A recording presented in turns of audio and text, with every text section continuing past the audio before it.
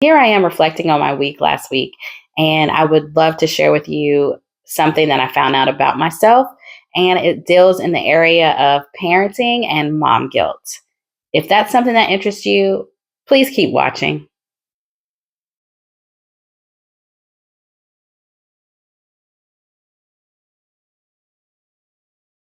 So, in my weekly reflection this week, I really was reflecting on myself as a parent. And so, being a mother is one of those roles that I love. I've always wanted to be a mom since I was young. So, if you're a little girl, you play with dolls and you really nurture them. So, I loved my Cabbage Patch Kids. I had all different kinds of other dolls that I would take care of. And now I have my children who I love dearly. I have three children. And so, the youngest one was having a lot of headaches in school. Now, when she came home, she didn't have these headaches at all. She was fine. So, some of that I attributed to, okay, you have to do work in school. And it's hard, it's challenging. You're around people that maybe you don't want to always be around. You have people telling you to do things that maybe you don't want to do. And I can totally relate to that. Like, I enjoyed school, but I have that kind of personality that my husband says is a, say, if you all are familiar with disc personalities, you may know. So I think I am a CS personality, which is compliant, and can't remember what the S is. But whatever the S is, and with the compliancy in me, I'd like to have things in order and have a task, check it off. Like all of that kind of behavior really is where I'm at. So that's school, right? Somebody gives you an assignment, you do it, you get checked off. So that's me. I am all about it. Now, my children, on the other hand, don't have those types of personalities, and that's fine. However, we still have to get through the school years, right?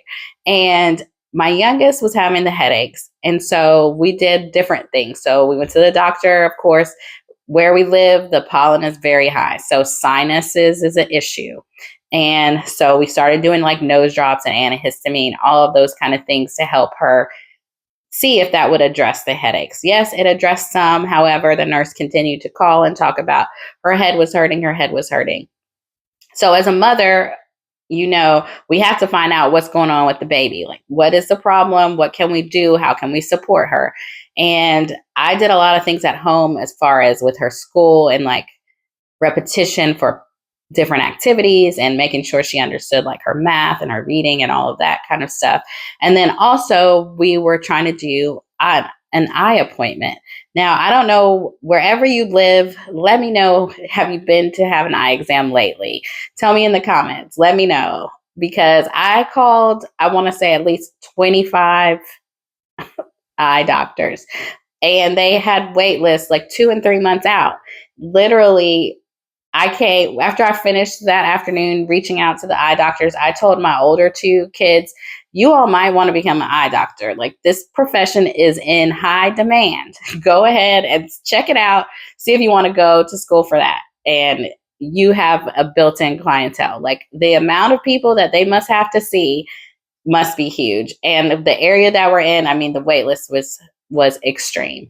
However, I did find a clinic that was just like setting up another offshoot of the clinic that they already had, because obviously they know there's a need in the area. So they went ahead and they had a earlier an appointment. So that was great.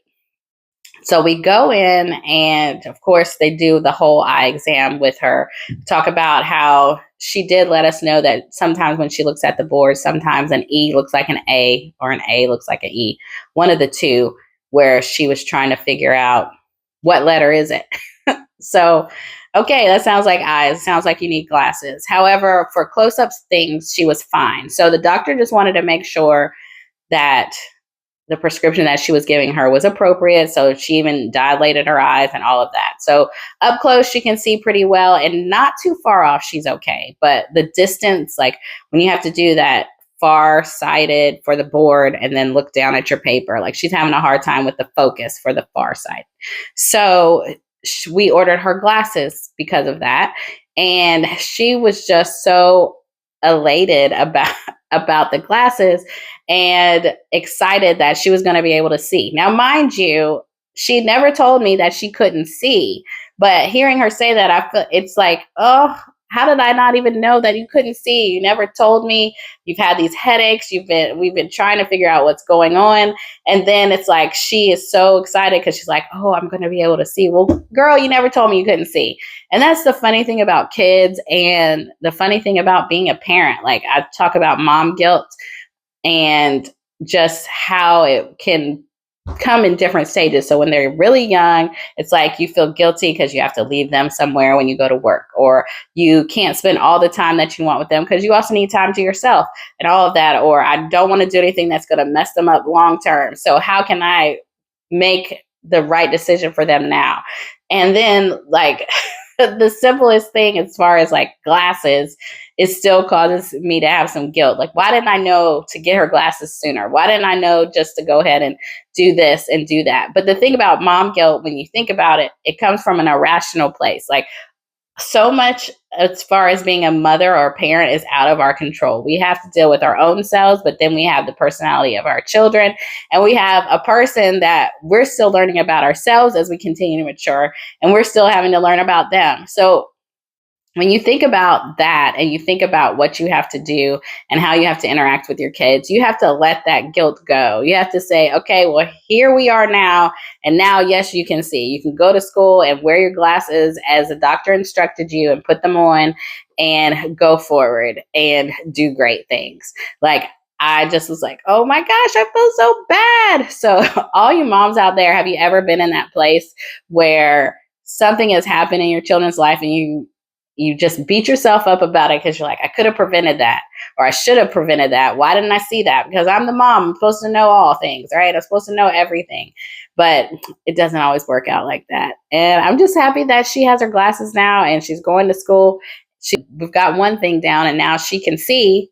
So I'm excited about that. Have you had any interaction with your kids and glasses and the eye doctor? How did that go?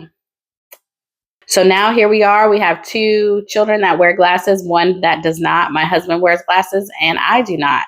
So we're kind of a mixed vision household, and we will continue to move forward. I guess I will see how momming goes for this week. Hopefully nothing will make me feel too guilty, and we'll continue to move forward in this thing we call life. See you later. Bye.